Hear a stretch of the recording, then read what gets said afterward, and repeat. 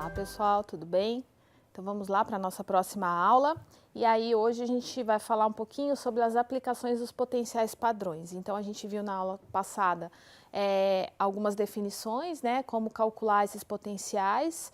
E aí hoje a gente vai ver em específico algumas aplicações na prática desses potenciais. Então para começar, o que a gente pode definir? Que o potencial da pilha, né, a corrente zero, então seria uma fonte conveniente de dados para cálculos, para informações sobre constantes de equilíbrio, energias de Gibbs, entalpias e entropias de reações. Então, a partir dos potenciais, a gente consegue definir vários outros parâmetros termodinâmicos daquele sistema, daquela reação, tá?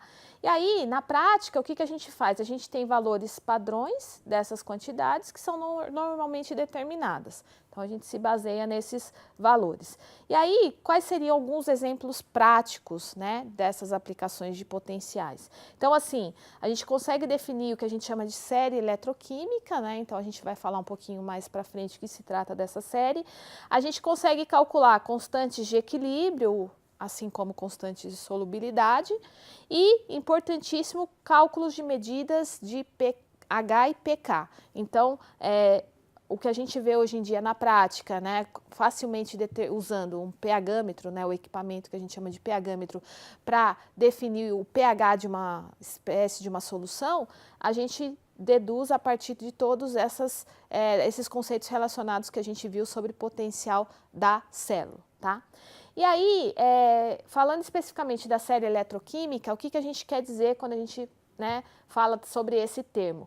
Seria uma organização onde os elementos metálicos e o hidrogênio também se insere aqui, são dispostos na ordem crescente de seus poderes de redução, que são medidos pelos seus potenciais padrão em solução aquosa, tá? Então, a gente tem uma série onde a gente consegue saber exatamente os poderes, né, a capacidade de redução daqueles elementos a partir de dados de potencial padrão de solução, tá? Então, aqui eu tenho a série eletroquímica, né, de metais, e aí a gente consegue ver essa ordem, né, essa organização dos elementos de acordo com algum parâmetro. E que parâmetro é esse? Olha só, os metais abaixo, bem abaixo na série, eles indicam um potencial padrão menor. Né? Então, o que quer dizer isso? Por que eles estão embaixo? Porque esses elementos eles podem reduzir os íons de metais com potenciais padrões mais altos. Tá? E aí, o que a gente consegue tirar como conclusão? A gente consegue um valor quantitativo de K obtido fazendo os cálculos descritos nas aulas anteriores, tá? Como a gente fez a relação entre potencial padrão e cálculo da constante de equilíbrio. Então, nessa série eletroquímica que foi definida em cima de potenciais padrão, a gente tem, então, os elementos dispostos nessa ordem. Do agente redutor menos forte para o agente redutor aqui mais forte, tá? E medidas de pH, como eu falei inicialmente, que são, né, muito utilizadas, e a gente consegue obtê-las a partir de medidas de potencial, tá? Então, a determinação do pH a partir de medidas da força eletromotriz ali da pilha, da reação que está acontecendo, é uma técnica padrão para cálculo de pH, tá? E a gente não pode utilizar nesse caso o eletrodo de hidrogênio, como a gente explicou anteriormente, né? Como a gente falou em aulas passadas. Então, olha só, o que a gente usa para esse tipo de medida de pH, a gente usa uma combinação de eletrodo de vidro e eletrodo de calomelano. Então, o que quer dizer isso? Então, naquela nossa anotação, né, a gente tem o eletrodo de vidro, formado por AgCl, HCl, NaCl. A gente tem o eletrodo de calomelano, né, em um outro compartimento, onde a gente tem KCl, Hg2Cl2 e Ag, líquido. E aí a gente tem a nossa solução de pH desconhecido, que vai ser onde definido o pH em cima, ser medido o potencial padrão em cima desses dois eletrodos utilizados aqui. Tá? Então, é assim que funciona a medida de pH. E aí, como é que a gente calcula? Lembra da equação onde a gente tem o potencial da célula, o potencial E0, ou E de referência, menos 0,0591 volts log da atividade do H+. Aí a gente pode substituir, né, a atividade aqui pela concentração, então seria o pH, tá? Então seria o menos log, exatamente o pH.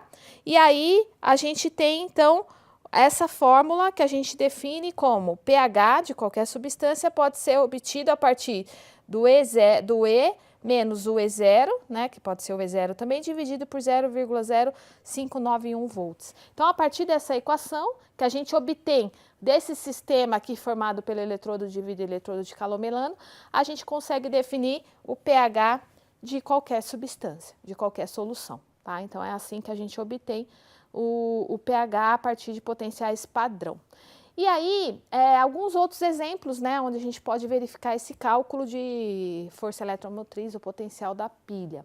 Então, a gente tem o caso da pilha seca, que é aquela mais comum, né, que a gente vai ter uma célula sem compartimento fluido, então a gente chama de pilha de Leclanché. E aí, no nosso dia a dia a gente usa, né, a todo momento, por exemplo, em lanternas, em rádios, portáteis e vários equipamentos onde a gente usa aquela pilha, né, seca. Então a pilha seca nada mais é do que um eletrodo, né? Então a gente tem um cátodo de grafite, a gente tem uma camada de dióxido de manganês aqui, e aí a gente tem o ânodo de zinco. Tem uma pasta úmida de ZnCl2 e NH4Cl e um espaçador de papel. Então, tudo acontece aqui dentro desse espaço e aí a gente não tem aquele compartimento com um eletrólito, né, fluido. Então, o que acontece? Quais são as reações que acontecem dentro dessa pilha seca? Então, a gente tem a reação no ânodo, ou seja, a oxidação. Então, a gente tem zinco, passando a zinco 2+, mais 2 elétrons. E no cátodo, onde ocorre a redução, a gente tem o NH4+, reagindo com o dióxido de manganês, mais 2 elétrons, virando Mn2O3 mais 2 NH3 mais a água. E aí a reação global, que é a soma das semi-reações aqui, a gente tem todo o processo acontecendo. E qual é, né, o potencial produzido por essa pilha? Em torno de 1,5 volts. Tá? Então, todo esse processo acaba gerando 1,5 volts. Então, é um exemplo também de potencial da pilha que pode ser obtido a partir de uma reação eletroquímica. Tá? Outro exemplo seria a bateria de mercúrio. Então, a bateria de mercúrio é muito utilizada na medicina, indústria eletrônica. Então, ela é um pouco mais cara que a pilha seca. E ela teria mais ou menos essa organização, né? Então, a gente tem uma solução eletrolítica contendo KOH aqui e uma pasta de ZnOH2 e HGO. E aí a gente tem uma camada de isolamento, de proteção, tem o cátodo de aço aqui e o nosso ânodo é esse recipiente de zinco, tá? Então, essa seria mais ou menos a organização de uma bateria de mercúrio. As reações que acontecem nessa bateria a de oxidação no ânodo, então a gente tem o zinco mais 2OH, zinco Hg mais 2OH-, passando a ZnO mais H2O e 2 elétrons. E no cátodo, né, nossa redução, a gente vai ter o HGO mais água mais 2 elétrons, passando a Hg líquido mais 2OH-. E a reação global, então, a gente teria o ZnHg mais HGO, passando a ZnO mais Hg líquido, tá? Esse tipo de sistema, ele fornece um potencial mais constante do que a pilha de Leclanché, e em torno de 1,35 volts, tá? Então, essa seria a diferença da pilha seca. Ela tem uma capacidade consideravelmente mais elevada e mais longa, e vida mais longa do que a pilha seca, tá? Então, por isso, ela é utilizada, né, como eu falei, em medicina, em marca-passos, aparelhos auditivos, relógios elétricos e assim por diante, devido a essa maior capacidade e essa vida mais longa desses tipos de sistemas, tá? Um outro tipo, né, de aplicação seria as baterias de chumbo. Então, as baterias de chumbo, elas são comumente utilizadas em automóveis, né? A gente conhece isso do nosso dia a dia. Ela é formada por 6 células idênticas, ligadas em série umas às outras, então seria mais ou menos esse sistema, né, onde a gente teria o ânodo, a gente tem o cátodo aqui, e aí a gente tem o eletrólito, que é o ácido sulfúrico, a gente tem as placas negativas, que são grades de chumbo preenchidas com chumbo poroso, e essas outras grades, essas placas positivas, que são grades de chumbo preenchidas com dióxido de chumbo, tá? Então, a gente teria 6 sistemas aqui repetidos, tá? A reação que aconteceria em cada um deles, na oxidação, seria Pb sólido mais SO4, 2-, formando PbSO4 mais 2 elétrons, e no cátodo seria PbO2 mais 4H+, mais SO4, 2-, mais 2 elétrons, formando o sulfato de chumbo mais água, e a reação global, então, seria a soma das duas reações aqui, e aí a gente teria, em condições normais, cada célula, né, produzindo cerca de 2 volts. Então, no total, a gente teria aí na bateria de chumbo com 6 células, em torno de 12 volts de potencial desse sistema. Tá? É interessante dizer que esse sistema, né, a bateria de chumbo, ela é interessante por quê? Porque ela fornece uma grande quantidade de corrente em intervalos de tempos curtos, que é, né, uma característica necessária para o arranque do motor. Então, por isso que esse sistema é bastante utilizado e com essa quantidade de potencial produzido pelo sistema. Tá? Outro exemplo seriam as baterias de íons lítio. Então, o que aconteceu, né, o grande boom das baterias em íon lítio se deu devido à fabricação de carros elétricos e híbridos, né? Então, a gente tem como o sistema, né, de baterias íon lítio, como ele funcionaria. A gente tem o ânodo, que é lítio em grafite, né, inserido aqui no grafite, e o nosso cátodo, que é cobalto O2, então CO2. E aí o nosso eletrólito aqui não aquoso, tá? Então aconteceria a reação aqui, lítio passando para lítio mais 1 elétron, e aqui lítio mais COO2 mais elétron, passando a LiCOO2, tá? Então esse seria o sistema acontecendo nessas baterias de íon lítio. Então, as reações no ânodo, né, como a gente viu, a oxidação, e no cátodo, a redução. Então, a reação global para esse sistema seria exatamente isso, lítio sólido mais COO2 passando a lítio COO2 sólido, e o potencial dessas células seria em torno de 3,4 volts. Tá? E qual é a vantagem?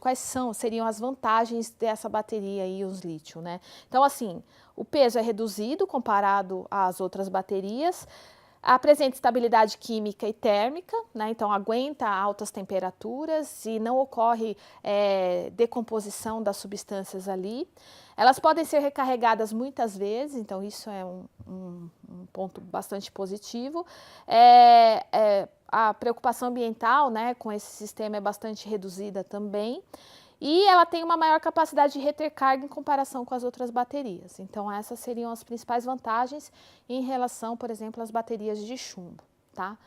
E, por último, as células da combustível, que também vem sendo, né, tratado recentemente, há bastante tempo, mas dado maior atenção nas últimas décadas. Então, o que seria uma célula combustível? Seria uma célula galvânica que necessita de um fornecimento contínuo de reagentes para funcionar.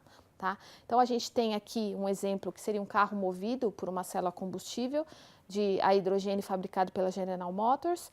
E qual é o sistema, né? Como é a organização desse sistema? Então, a gente tem aqui um eletrodo de carbono poroso contendo níquel, e aí do outro lado a gente tem também um eletrodo de carbono poroso contendo níquel e NiO. Tá? Então, a gente tem uma solução quente de KOH aqui, como nosso eletrólito, e a entrada do hidrogênio, né, o nosso ânodo, aí a passagem aqui, o sentido da corrente, o nosso cátodo e aqui o oxigênio entrando também. Então, a gente teria como reações, então, no ânodo, a reação de oxidação, o hidrogênio, o 2H2 mais 4OH-, formando água e 4 elétrons, E no cátodo, que é a nossa redução, o oxigênio mais água, mais 4 elétrons, formando 4OH-. Então, nossa reação global nada mais seria do que